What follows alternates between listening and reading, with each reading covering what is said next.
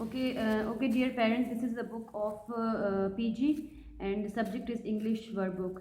ठीक है, now we are going to start our workbook and the first page will be on page number 1.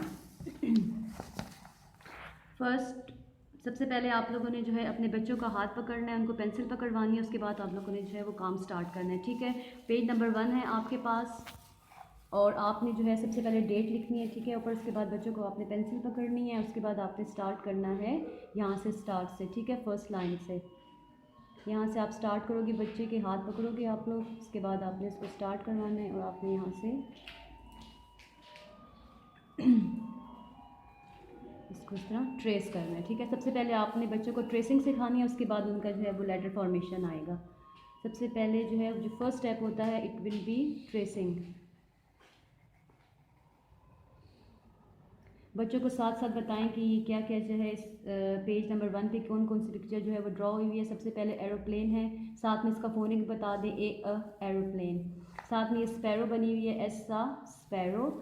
साथ नीचे जो है वो एक कैट है, सीख कैट.